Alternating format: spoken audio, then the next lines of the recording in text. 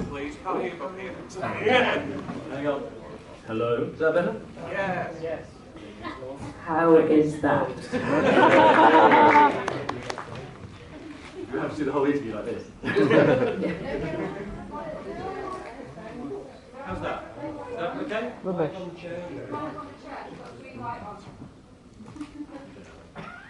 There we go. This is a good start, isn't it? Hello. Yeah? Yeah. Yeah, brilliant. Right, let's just start this again. We obviously will be talking around Doctor Who, but not exclusively, because the first thing that Emily asked to do my homework, we're doing my research, is you have very interesting cultural mix. You're sort of Welsh and Russian.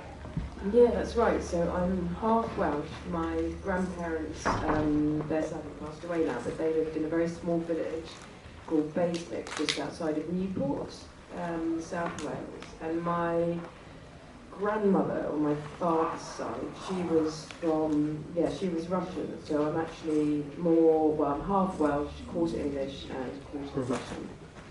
So the question is, can you speak Welsh? Can you speak Russian? I can't speak Welsh. I can do a very good Welsh accent, but no, I can't speak Russian. But actually, often in the streets, any Russian people in London will kind of approach me and start speaking to me in Russian. Just I think because of the way I look. Yeah. And have you ever had an opportunity to use either of those accents professionally? No, I haven't. But I do find myself actually, whenever I'm back in South Wales, just because it's so familiar to me. Like I've worked a couple of times in Cardiff on Doctor Who, and also at the moment I'm doing a series for Sky called A Discovery of Witches, and that's filmed in Cardiff as well. So I always tend to kind of go back into the Welsh lilt a bit there. Now you mentioned Discovery of Witches, which obviously has sort of a horror nature to it. How do you look at your CV? You've done quite a lot of horror-based work, particularly vampires. Vampires. Yeah, the vampire thing comes up a lot. I think I made a movie called Underworld when I was about 23, and I played a vampire in that. Then I played a human who fell in love with a vampire in an American TV show called Moonlight. And then I did an adaptation of Dracula. Yeah. And I believe, was I turned? I think I was. Yes, you played Lucy, yeah. And then there's one, is there anyone? I think there might be another. Maybe that's it. They keep coming up anyway, the vampiric kind of shows. Is that a genre you're particularly interested in yourself? Is that something you read or you go and see? Or? Absolutely not, no. So if you're not being paid, you're not going near it? No. Fair enough. How was it working with Mark Warren on the Dracula? Oh, that was great. So actually, funny enough, Mark and I had worked together before when I was 19. We did an adaptation of Oliver Twist that Alan Bleasdale had adapted for screen.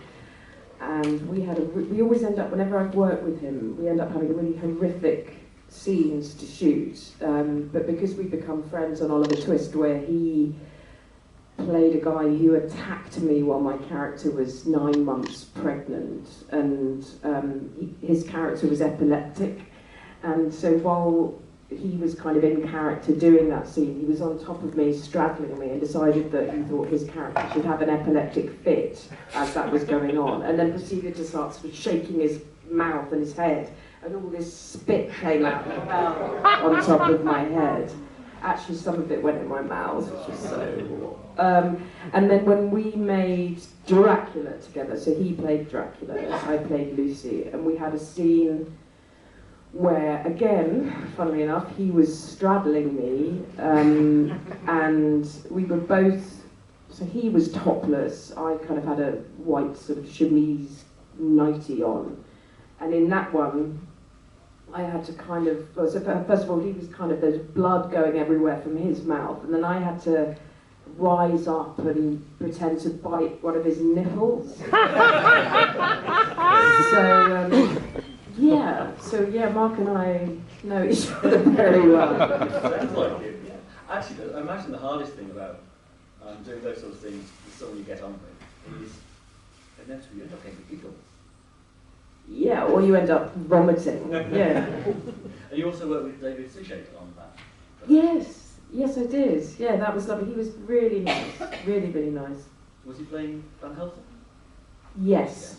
Yeah, he was. I saw him recently on a train from, of all places, Wolverhampton to Birmingham. Nice. And I thought I recognised him, and everyone else was avoiding him because he was sat there mumbling and talking. And I looked and realised he's got a script on his lap. His lines. Yeah, he was. We often. It's funny. I mean, I do that actually. When I'm learning a script, I do kind of sit there and read, and I have to kind of, to get it in my memory, I have to say it out loud, not just read it in my head. And so you always, whenever I'm on a train, or I've got time to kill and I've kind of got to do some work, I do sit there kind of talking away to myself, and you do get some funny looks, for sure. Well, I'm going to take you right back to the beginning, because the way you got into the acting career almost sounds like everyone's dream. You were discovered in a school show. Yeah, so I was doing a play for my GCSE drama exam, and actually I was never that interested in drama or acting. I never had any ambition whatsoever to be on the telly or make movies, but I had a massive crush on the drama teacher, and his name was Kevin Broadway, and so I decided that I'd take drama as one of the classes. I think we had a choice of drama, music or art. So it was a no-brainer for me. And part of the exam was that we had to put on a play. And we got a mark, based on how well we did in the play. And we only put it on for 2 nights in the school hall. And at the end of the second show, the now infamous Julian Fellows, who I'm sure you're all aware, writes Downton Abbey and many other wonderful things. But he approached me and said, I'd like you to come and audition at the BBC for a show that I'm producing and have written. And so I did, and lo and behold, I got the job. And for me, kind of being able to get out of school and be, handed a little bit of money to go and kind of travel to lovely places and dress up in beautiful clothes was amazing. Plus I just loved the whole atmosphere on a film set or a television set. That's really why I do it, because I love to travel and I love to meet creative people. So for me it's always more about the experience that I have actually making and shooting a show. And obviously if your work is then received well and people like it, then that's an added bonus, but that's why I do it. So you'd had this first taste of professional television production, but you still had your sights set on Cambridge to study? Yeah, so I got a place at Cambridge University to study philosophy, but at the same time I was also offered a job to make a movie called From Hell, where I was offered to play Johnny Depp's wife, and in a scene I got to kiss him. So I was 18 years old at the time, and I chose to go and meet Johnny Depp rather than go and get a degree. I see a theme developing here. Your career started off because you had crushes on various people. Yeah. Brilliant. Yeah, well sure, I mean actually, if I'm honest, when I was younger, if I was auditioning for something, and quite often you already know kind of who's been cast, so sometimes I'd always be motivated by whichever handsome man at the time had already got the job, and yeah, that's how I made all of the choices within my career. Everyone should make all their choices in careers based on that. Well, speaking of handsome men, that was a joke, by the way. When you got your role in Doctor Who, we're talking about Doctor Who, you worked alongside Ben Turner, who you'd also been... Yeah, so, do you know, I'm going to sound like a real, little bit of, what's the word? Yeah. So I had a crush, Ben was on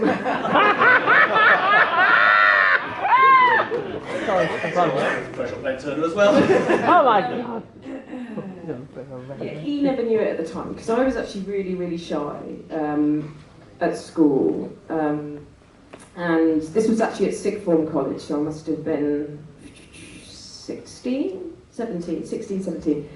Anyway, there was this guy called Ben Turner who was in my English class, and he was like considered the absolute, you know, he was the most popular boy in the whole of the college. He had loads of confidence, wore really good trainers, and yeah, I had a secret crush on him. But anyway, then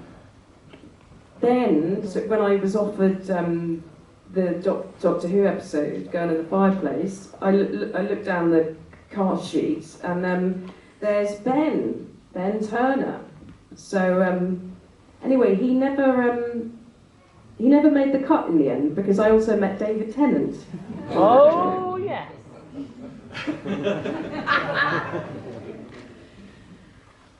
Sorry, was that me? Was that me? It must have been reassuring walking into that original full cast read-through, having at least Ben, someone you knew, there in the Yeah, and do you know what, he always used to be really, like, he used to ask me for he always called me Milesy, because my surname's Myles, and he never did any work at school, and he used to say, oh, Myles, can I borrow your English, you know, can I just borrow your notes, please? And then he'd proceed to, like, copy all of them, and then the teacher obviously knew what had gone on. But anyway, he always bunked off school, and I remember we went for the read-through for the episode, and if I remember, I think they were doing 2 episodes, they were going to read through 2 episodes back to back. Anyway, we got there and found out that they weren't going to, The Girl in the Fireplace was going to be the one that we read second. So he was like, Marzi, come on, let's go out and have a look around Cardiff. So we didn't sit and listen to the first one, which is massively unprofessional. But yeah. I hope you got back in time for the read-through. Just about. Well, okay, this leads to one I've got my own notes. I was looking at your family. Your father is a vicar, is that right? Yes, he's retired now, bless him, and he's got really bad Parkinson's, so he's now confined to a chair like this pretty much every day. But yes, he was a vicar in the Church of England. So my question is there a certain degree of expectation that comes with being a vicar's daughter? Well, I think there's the reputation generally is that you're a bit of a, like a, I don't know, you know what I mean, you've heard that. Well, actually, that wasn't where I was going. That was Theresa May springs to mind. I'm really good, and I'm not, I mean, I'm making this all sound, giving a completely wrong impression, but that was all a long time ago as well. I am 40 now, and I'm, happily settled with a child. And you were brought up in Nottingham. Sorry, I'm just going through my head now, feeling absolutely dreadful about what I told you, but anyway. You're amongst friends. No one has internet access. No, and no one's filming this either. No! So, growing up in Nottingham, that must have been an exciting and creative environment to be in. Yeah, it was amazing. We were lucky actually, so we were there for 10 years and then moved away down to a place called Isleworth near Richmond. But Notting Hill was a lovely, lovely place. Plus we had like really creative people like Harold Pinter lived down the road from us, and yeah, it was really, really nice. And did you attend classes and dance classes, acting at all? Oh God, no. No, I've never taken an acting class in my life. I suppose, you didn't go through formal acting training then, the way you found yourself? No. No. So you've had the perfect start. You've got the start of acting that I think everyone would want. Really. Yeah, very, very lucky. So back to Doctor Who. Okay. There you are, auditioning for a show that is 2 years old. It's the second season, and it's been a phenomenal hit coming back. What was the audition process like? Was there real pressure there? Not at all, actually. I was really lucky on that one. I didn't have to audition because Stephen Moffat at the time, his son, whose name I forget, is it Joseph? Joel. Okay. I made a movie, a live adaptation of Thunderbirds, and I played Lady Penelope, and that had just come out, and Stephen's son was obsessed with it, and so they'd been watching it on a loop track, and so he'd seen me in that, and they offered me the job straight out, and I I didn't watch Doctor Who as a child, although I remember, who was my guy? Sylvester McCoy. Yeah. I remember him, you know, obviously everyone had Doctor Who on their telly at some point, right? Well, obviously, what are you guys doing? But, you know, I was never a fan. And also, I hadn't watched any of the new series either, other than, you know, just simply being aware that it had been brought back. So I think because of that, I really had no idea quite how big, or especially, you know, it became even bigger. I think David's series really like took it to, you know, a whole nother level, and so it actually made it I was quite relaxed going into it, which was really nice. I think I'd have felt way more pressure if it had already blown up, because you see, at the time, even though David had filmed some of the series, it hadn't gone on air yet, so everything felt rather calm, and then it blew up. And it's weird because, you know, I've been in this business for, what, 25 years now, and I would say that the most people who come up to me, or, you know, if they say are a fan, it's always because of that one episode that took only 9 days for us to film. And it's lovely that, you know, I've been told that that particular episode has sort of gone down within the history of the show as being very, very highly respected. Yeah, it's one of my favourites ever. Sorry? It's one of my favourite stories ever. Oh, thank you. Were you quite surprised that a show that's renowned for adventure and sci-fi, at the core, was a romance, a very strong romance story? For sure, and again, because I hadn't seen, you know, or didn't really know much about the show, for me, when I read it, it stood alone as just such an incredible story. And I think that the lovely thing about it is you don't have to have seen a single episode of Doctor Who to be able to engage and be very, very moved by that particular episode, I think. I still don't understand what it's about. I've sat, you know, many times. I sat down. Do you know who Tom Spilsbury is? The guy that used to edit Doctor Who magazine. Well, I actually had lunch with him the other day, and I said, "Look, I'm coming to this convention, and I'm so nervous that they're going to ask me too much about the story, because I still, having read it a million times and watched it a few times, I think I get it now.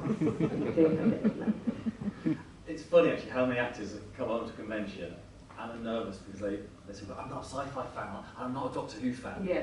That's okay, we're here to talk about you and your career. You don't have to have like encyclopedic knowledge. We have that. Oh, good. You're professional. So did you do homework? Did you research the character? Was it based on a historic figure? No.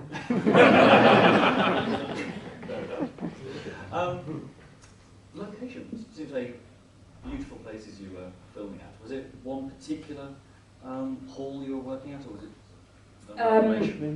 So yeah, it was all in Cardiff, and funny enough, obviously because I told you about, you know, spending a lot of time in Wales as a child, all of the locations at the time, actually they hadn't moved the main sort of soundstage Doctor Who studios to Cardiff at that point. It was still in Newport, which is right where I was born, and, you know, blah blah blah.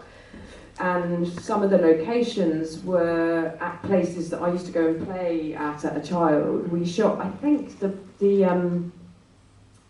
one of the locations was Tredegar House. Oh, and there used to be there still is a fabulous children's playground there. So it was really nostalgic for me to be back there. But also my grandfather at the time, my grandmother had passed away of Alzheimer's. And my granddad had moved to a residential care home, and in fact, sorry, I might tear up for a second, but that was I went to visit him while I was shooting. I had a day off, and that was the last time I saw him. So, yeah. Pretty sweet memory there. Yeah. Well, I think I've monopolised you for far long enough. Oh, is this it? Sure, no. But I think there might well be questions from the audience. Anyone stop the what? Front row. I, I was just wondering, because in your films you spent a lot of time in full period costume. yeah. I was just wondering how you coped with that being on set and did it. Well, I spent pretty much most of my, well, late teenage years and through my entire 20s in a corset. And as a result, I have absolutely no feeling in my breasts. I do now. But I'm not joking. What actually happens, because these corsets are made of whalebone, and they tighten and tighten and tighten until you're like squeezed in as far as possible. And I kid you not, I would get severe numbness, like no feeling, for almost like 6 weeks after. So even though those kind of dresses look really beautiful, they're not, they're not great to wear. And also back in the day, during any historic times where women would wear corsets, they'd never be actually in them. They wear them for a couple of hours for the kind of formal event, but then they take them off. So they might be in them for 2 hours, 3 hours, but a shooting day can sometimes be up to 16 hours, and so that's not pretty. Particularly under the heat of studio lights. Yeah. Actually, other than spaceship scenes, was the rest all done on location, or were some of the interiors done actually in the studio as well? No, some of the interiors were in the studio. I think a lot of the time when we were like running down corridors, and yeah, it wasn't much in the studio. Yeah, you're right, the spaceship bit. And then the rest of it was out on location. Yeah. Another question from the audience. Yes. Me. Oh yes, and apart from David, of course, what was it like working with Billy Piper and Noel Clarke? Oh, lovely. Noel's still a great friend of mine, actually. We chat quite often. In fact, he was born in Notting Hill Gate, and like literally 2 or 3 streets away. We didn't know each other at the time, but yeah, we're great friends. And Billy and David were amazing too. Really great energy. I thought their chemistry was fabulous, and yeah, loved it. Roddy. Hello. I was just wondering, did you have a chance to compare notes with the young girl who was playing the early Madame de Pompadour? We didn't compare notes, but she was around. We didn't, obviously, because we were never physically in a scene together. I kind of literally saw her really fleetingly. Although somebody showed me a photograph of her growing up. Who was that? Are you? Yeah. Yay. And she's now like a fully grown woman, which I've now realised, because it was a while. It was like, what, 15 years ago we made that now. So, yeah. Another question. Hello. After being a girl in the fireplace, did you watch any other episodes of Doctor Who or just gave up after? Didn't hear that. Pardon? I didn't hear the question. He said, after Girl in the Fireplace, did I watch any other episodes? Yes, I did. I probably stuck with it. I'm trying to think, the ones that I remember. The one I really liked was the one with the angels and Carey Mulligan. That one I really liked. Yeah, sorry? Blink. Right, yeah. And then that one, what's that one where they're in that massive traffic jam, but it's like there's cars above. Okay. This is like a pub quiz, doing it. The one where John Barrowman appears for the first time. Empty chart there. There you go. Can we get your prize? But are you one of those actors that tends to watch yourself? Do you watch your own work? I used to, but I'm finding now as I'm a little bit older that sometimes, because in my head I still think I'm 18 physically, so less and less now. I've never had a problem watching myself, but I would say I'm a bit bored of watching myself now. But obviously, like when a show or a film comes out, we get invited to a screening, and it's obviously lovely, and to go and sort of see the cast and crew again. So I always go to those. But yeah, It's a job, really, isn't it? It's PR, I Yeah. Just out of curiosity, obviously we like sci-fi, like Doctor Who. We've established you don't like vampire or horror. What do you like to watch? What would you be your ideal Sunday evening? Go on Netflix. Well, so firstly, I have a 4-year-old now, a little boy called Luke, and so my predominant television viewing over the last few years has been Paw Patrol and Peppa Pig. But personally, I love so sort of through my childhood, the films that I loved were, I was very much a tomboy, so things like The Goonies, Flight of the Navigator, what was the other one I was thinking about the other day? Anyway, various things like that. But now, my passion as a sort of audience member is documentary film. So I watched, I'm also obsessed with, like they're doing this series about like people on death row, and I love I'm actually about to do a degree finally in criminal psychology with the Open University. So I'm fascinated by psychopaths and serial killers, and yeah, I love anything sort of mental health based actually fascinates me. But documentary-wise, anything. I saw this great one it's quite funny, on Netflix the other night called The Fire Festival, which is hilarious. It's about this group of sort of young entrepreneurs in the States that had this vision to put together like the greatest party in the world, and they sort of marketed it with lying without having any of it set up, and said they bought an island in the Bahamas and all these famous people were coming. But anyway, you should watch it. It's a bit of a laugh, yeah. There's a hand waiting patiently just there. Yes, sir.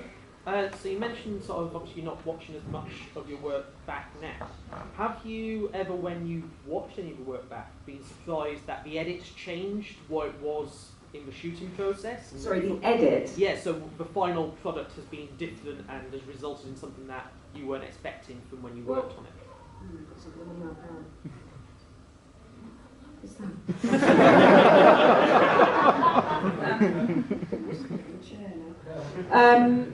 So actually, you never know, right? When you read a script, so I'll read the story, and I have, as we all do, my own imagination will sort of in my head, I'll see everything, I'll visualize everything, I also get emotionally involved, and it makes me feel a certain way while I'm reading it.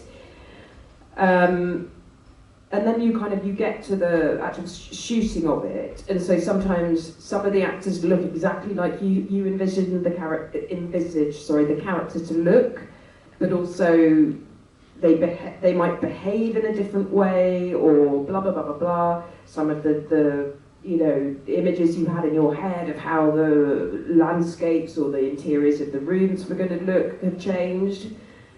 So there's that. So basically you've got your thing on the page that you decide basically what it is. You get there and you go, oh, okay, this didn't look or feel how I thought it was. And then you go to the further stage where the editor and the director have decided how they're going to cut the movie together, and that can have a huge impact on how to change emotions. Plus then they put the soundtrack on top of that, and that really, the music I always think is really important, and that can change everything.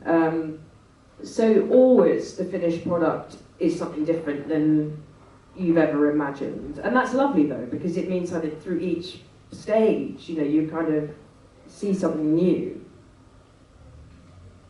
Does that make sense? Yeah. There's another hand up there in the shadows. Did you used to get asked a lot if you were related to Eve Myles? Yeah, only because of the surname, but yeah, and it's nice actually, because there are not many Myleses with a Y out there, so I always assume I'm related to all of them. Hello. What did you think after when the beds came out, when it was said that you and Ron Cook sold the film as Penelope's partner? Well, that was obviously a huge compliment.